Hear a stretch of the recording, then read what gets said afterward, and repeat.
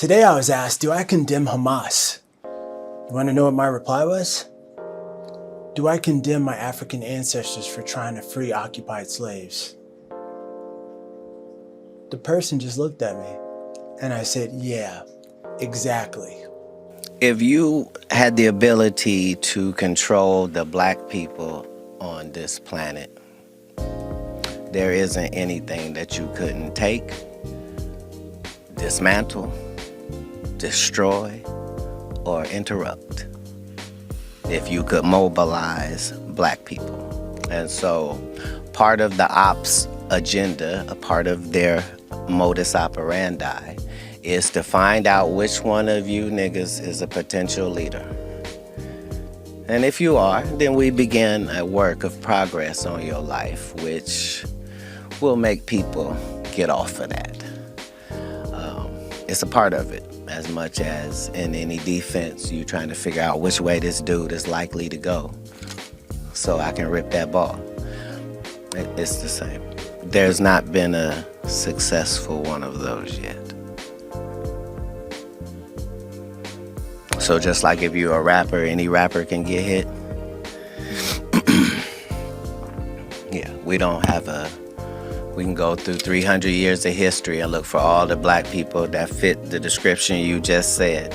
They never make it. Being the leader of yourself gets you nothing. The people demand to be led regardless. There's not 13 shepherds and all these sheep. Why? Because it's unnecessary. Just one. Just one that has the connection with the sheep, which allows the sheep who has a brain about that small to be able to just focus on eating grass and not worry about falling off a cliff. We have the desire as humans to be led. We want to be led into battle. We want to be led into the football game. This is all because this is how we are wired. The cheerleaders and the pomp and circumstance, that goes back to the times of first humanity, because we do need that. Yeah, well, you're talking about a myriad of leaders. You're not just talking about a single individual. Right. And I see a lot of people just be sitting back waiting on a Messiah. They're waiting on that one person. But they are too, though. Who's that? The other side is far more diligent about looking for that Messiah than we are, because they know where to look. You probably wonder, why do white people pay so much attention to black people if they don't like them? You would think if you didn't like something, why would you be paying attention to it? I don't pay attention to things I don't like. What's the answer? The answer is the liar knows what lie he told. You see what I'm saying? So even if I made it deceitful and I made you think that the answer is over here, but the answer is really over here, I'm still gonna be looking over here. Me, the one that tricked, because I know this is the right answer. Black people have lost their identity, but our oppressors have not lost our identity. That's just why they chopped those noses off of the Pharaoh and the Sphinx in Egypt in the first place. Is because without this nose, we can tell you this is whoever it is. But with that nigga nose, it can only be niggas.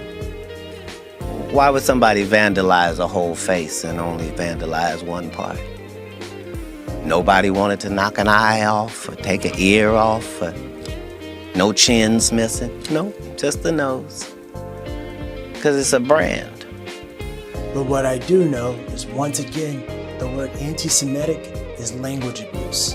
Being anti-Zionist is not being anti-Jewish. So we're just saying there's no such thing as racism for holding other people accountable or bad actors that are within your community.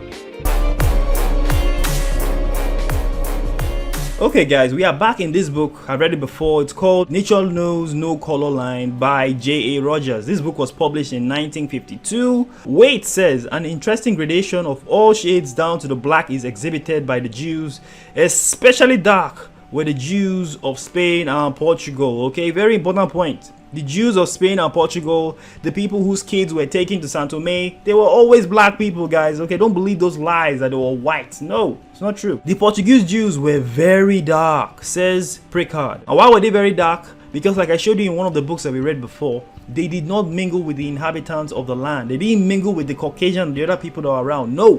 Okay, they only had kids with their own people, guys. Okay, they maintained the purity of their race. The Duchess de Ambrance, wife of Napoleon's ambassador to Portugal, said that the Jew, the Negro, and the Portuguese could be seen in a single person. Why? Because the Jews, the Negro, and the Portuguese were the same people, the same race, guys. Okay, so dark were the Jews, especially of Portugal and southern Spain, that many whites thought that all the Jews were black or dark. It's actually very funny, guys, because today everyone believes that all the Jews, all the Israelites are white people, but they are not, guys. Okay, the Jews were originally dark and they were always dark, guys. Okay, we're in this book now called History of the Jews by Henrik Greats. Okay, this is volume 4. This book was published, oh my god, guys,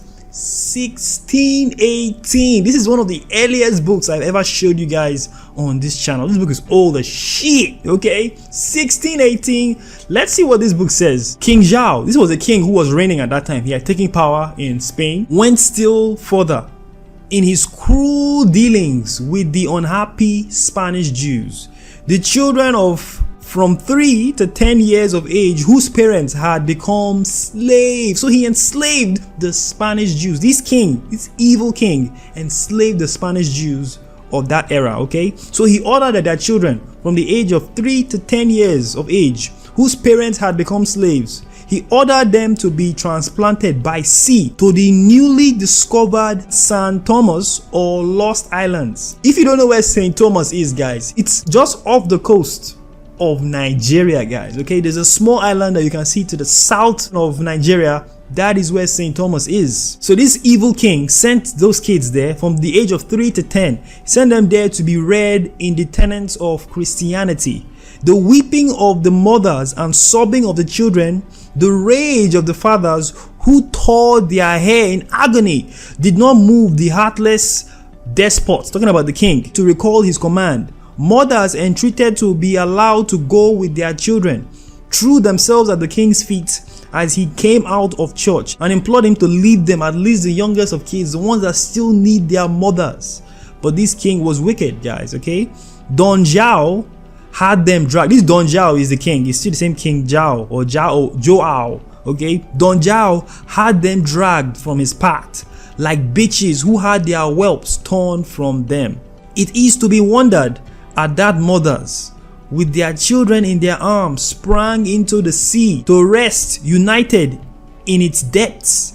The island of San Tome, where the little ones were taken, were full of lizards and venomous snakes and inhabited by criminals transported there from Portugal. Most of the children perished on the journey, oh my god, or became the prey of wild beasts. Among the survivors, it happened that brothers and sisters, in ignorance of their relationship, married each other. Oh my god. Perhaps the king's barbarity to the Jews must be accounted for by the bitter gloom which mastered him at the death of his only legitimate son. So that king, his son was killed. Okay, he's a legit son who got killed. Wow, it's crazy, guys. Okay, but I want you guys to see what really happened to the children of the Spanish Jews. Many of the parents were enslaved in Spain and Portugal. Many of them, I will show you guys in other books, actually got sent to the Americas as slaves. Many of them fled into Africa to avoid this persecution that they were going through during that time. But their children, very important that you realize that their children were sent to San Tome Island. Okay, and guess what, guys? They are still there today. Let me show you guys a few pictures of the people in San Tome. Yeah, these black people you are seeing here, guys, these are the Spanish Jews. Okay, these are their kids. Many of them don't know. A few of them might know, but the majority of them don't know. And based on these books, most of them today are Christians, guys. Okay, that's one of the things that these kings did. He made sure that they were converted. Those kids were converted into Christianity. Okay, the religion of the Caucasian race. Okay, that is something I will show you guys in a different book. But for now, I want you guys to see. It's very important that we know who certain people are, guys. Okay, the Negro race as a whole, not a little bit, as a whole, are the Israelites, okay, including our brothers and sisters in San Tome Island. Very powerful stuff, guys. Okay, very, very powerful. Okay, guys, let's see this book. This book is called New World Jewry. Okay, this book was published by a man named Seymour B. Liebman. Okay, this book was actually published very recently, 1982, guys. Okay, it's not a very old book. As a result of the Spanish expulsion in 1492, King John II of Portugal had permitted approximately 100,000 Spanish Jews to enter his kingdom upon the payment of 8 crudados for each adult.